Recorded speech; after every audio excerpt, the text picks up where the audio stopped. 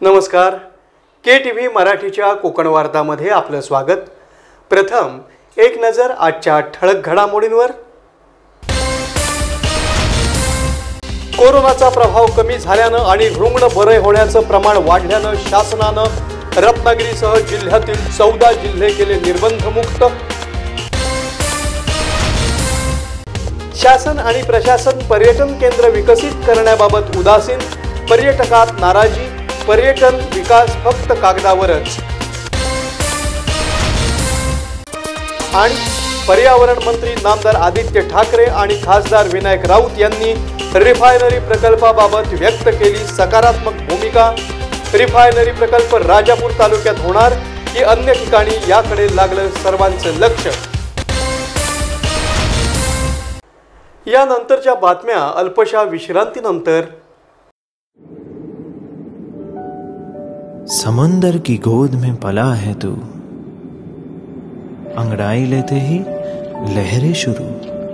आज यौवन की मस्ती छोड़, ले चलता हूं तुझे एक नए मोड़. आजा तुझे मां पुकारे अब, छेड़ देते हैं बीच से कुछ शरारत हंसी. गले लगा ले उसे ए फकीर, इंतजार कर रहा है तेरा तो.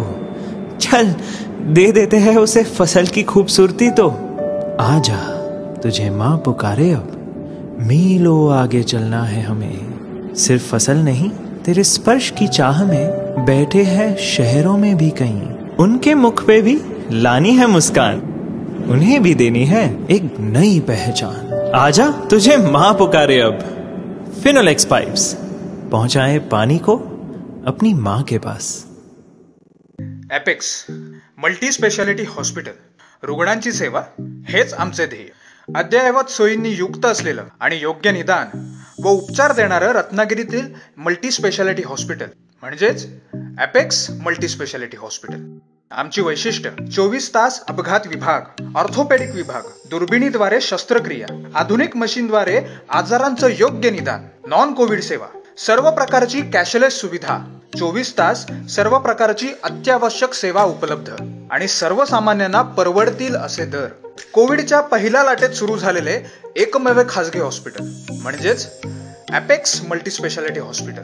आमचा पत्ता Apex multi speciality hospital, Nachane road, Ratnagiri. संपर्क 84829494839. आणि आता वळूया सविस्तर वृत्तांताकडे.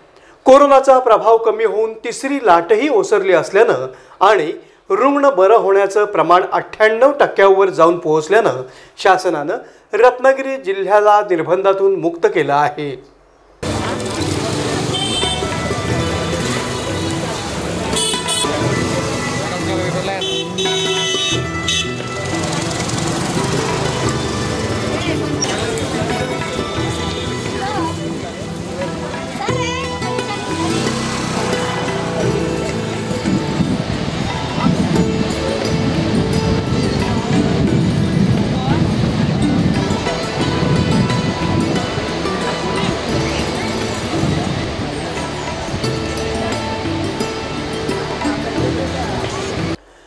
शासन आणि प्रशासनानं निर्बंध शिथिल केल्यानं आता हॉटेल्स, जिम, पर्यटन स्थळं, नाट्यगृह, सिनेमागृह, सभागृह, हॉल्स 100% वापरण्यास परवानगी दिली असल्यानं सर्वसामान्य नागरिकांमध्ये समाधान व्यक्त करण्यात येत आहे.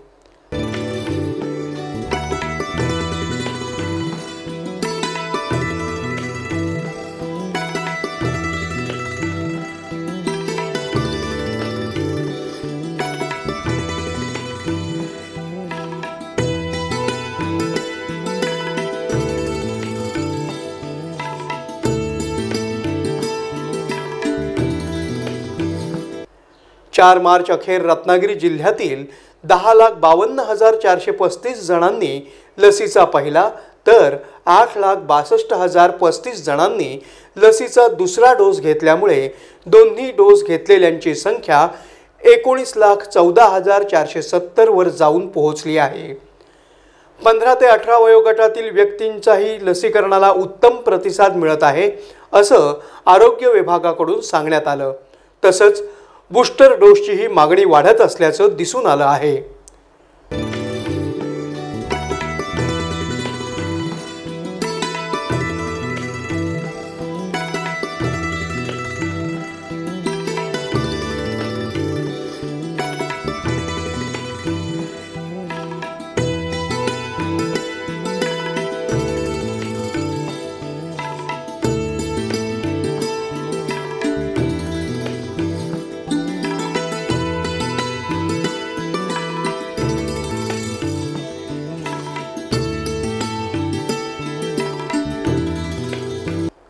कोरोनाचा प्रभाव कमी झाल्यानं आणि रुग्ण बरे होण्याचं प्रमाण झपाट्यानं वाढल्यानं महाराष्ट्र शासनानं रत्नागिरीसह राज्यातील 14 जिल्ह्यांना निर्बंधमुक्त केल्यानं आता सर्व व्यवहार सुरळीतपणे चालतील असा विश्वास व्यापारी, दुकानदार आणि नागरिकांमध्ये व्यक्त केला जात आहे.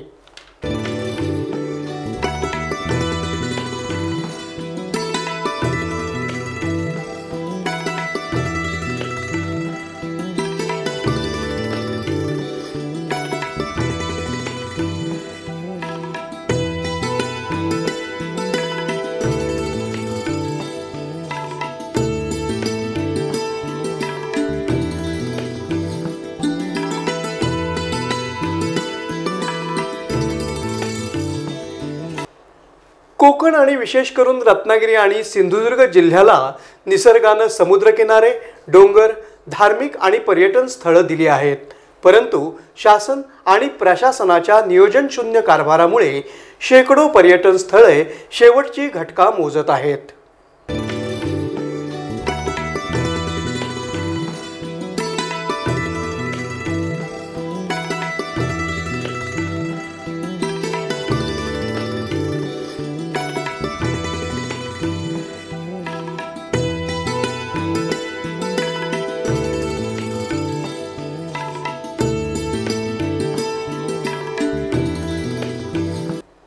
गणपतीपुळे सारखी धार्मिक स्थळे आणि निसर्गानं दिलेला स्वच्छ व सुंदर समुद्रकिनारा तसंच आरेवारे बीच, मांडवी, भाटे आदी सुंदर पर्यटन स्थळं रत्नागिरी जिल्ह्याला दिली आहेत.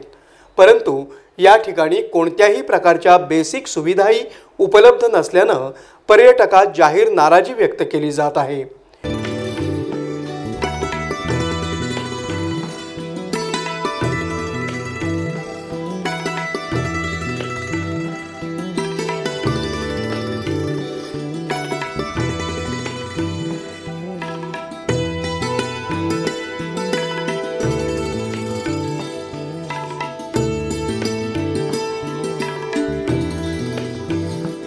थिबा राजवाडा, थिबा पॅलेस, लोकमान्य टिळक जन्मस्थान, सावरकर चौक, मिऱ्या समुद्रकिनारा, पांढरा समुद्र, काळबादेवी, गणेश गुळे इत्यादी शेकडो धार्मिक स्थळं, पर्यटन केंद्र आणि महापुरुषांची जन्मस्थानं आज केवळ उदासीनतेमुळे वर्षानुवर्ष दुरुस्तीच्या प्रतीक्षेत आहेत आणि अनेक ठिकाणी पर्यटकांसाठी साधी पिण्याच्या पाण्याची सोयही नाही, स्वच्छता नाही. त्यामुळे पर्यटनाबाबत आज तरी शासन उदासीन असल्याचं बोललं जात आहे.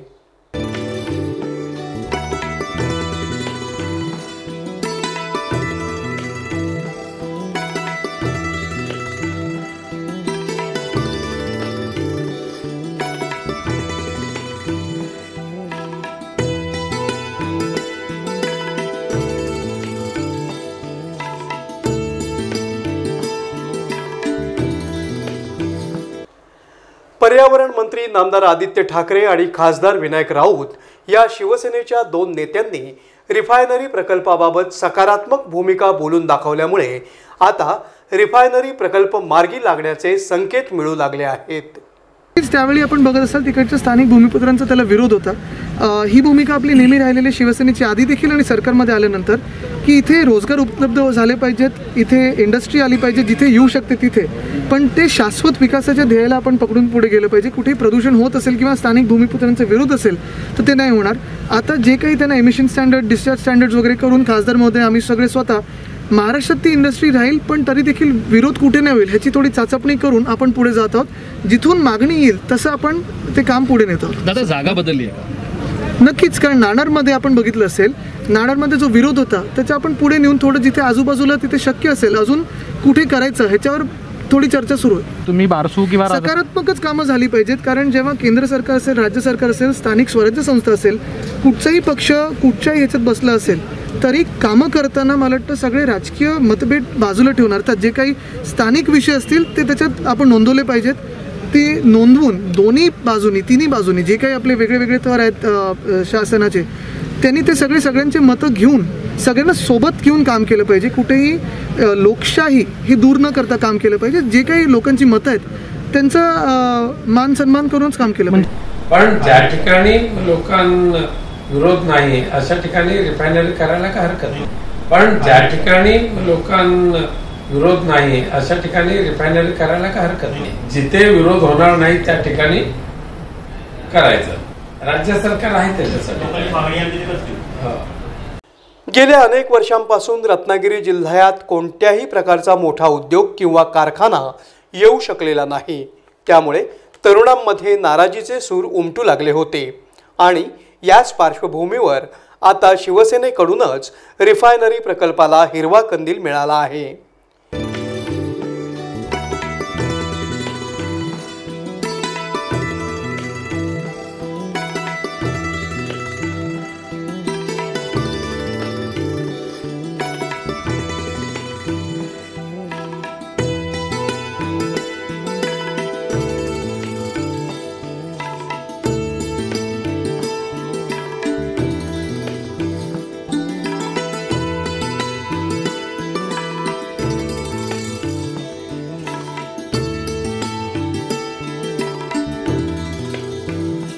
राजापूर तालुक्यातील नाणार इथं होऊ घातलेला रिफायनरी प्रकल्प केवळ नागरिकांच्या विरोधामुळे शासनानं रद्द केला होता आणि मागील काही वर्षांपासून हा रिफायनरी प्रकल्प कुठे होणार याबाबत तर्कवितर्क लढवले जात होते.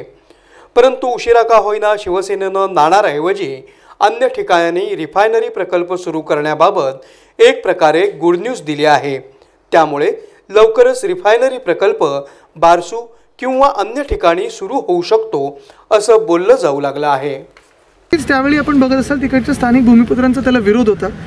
ही भूमिका आपली नेहमी राहिलेली शिवसेनेची आधी देखील आणि सरकारमध्ये आल्यानंतर की इथे रोजगार उपलब्ध झाले पाहिजेत, इथे इंडस्ट्री आली पाहिजे जिथे येऊ शकते तिथे, पण ते शाश्वत विकासाच्या ध्येयाला आपण पकडून पुढे गेलं पाहिजे. कुठेही प्रदूषण होत असेल किंवा स्थानिक भूमिपुत्रांचा विरोध असेल तर ते नाही होणार.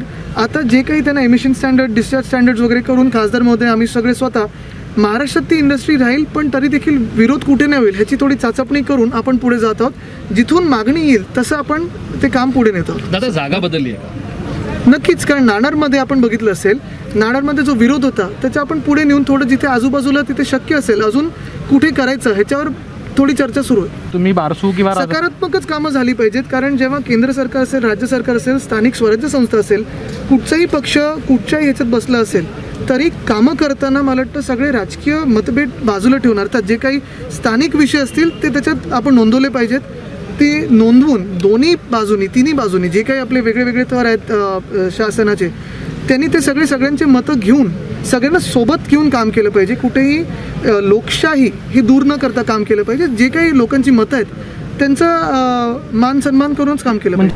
पण ज्या ठिकाणी लोकांना विरोध नाही अशा ठिकाणी रिफायनरी करायला काय हरकत नाही. पण ज्या ठिकाणी लोकांना विरोध नाही अशा ठिकाणी रिफायनरी करायला काय हरकत नाही. जिथे विरोध होणार नाही त्या ठिकाणी करायचं. राज्य सरकार आहे त्याच्यासाठी. पुन्हा एक नजर आजच्या ठळक घडामोडींवर. कोरोनाचा प्रभाव कमी झाल्यानं आणि रुग्ण बरे होण्याचं प्रमाण वाढल्यानं शासनानं रत्नागिरीसह जिल्ह्यातील 14 जिल्हे केले निर्बंधमुक्त. शासन आणि प्रशासन पर्यटन केंद्र विकसित करण्याबाबत उदासीन, पर्यटकात नाराजी, पर्यटन विकास फक्त कागदावरच. आणि पर्यावरण मंत्री नामदार आदित्य ठाकरे आणि खासदार विनायक राऊत यांनी रिफायनरी प्रकल्पाबाबत व्यक्त केली सकारात्मक भूमिका. रिफायनरी प्रकल्प राजापूर तालुक्यात होणार की अन्य ठिकाणी याकडे लागलं सर्वांचं लक्ष. याबरोबरच आजचं हे बातमीपत्र संपलं. पुन्हा भेटूया पुढील बातमीपत्रात. तोपर्यंत नमस्कार.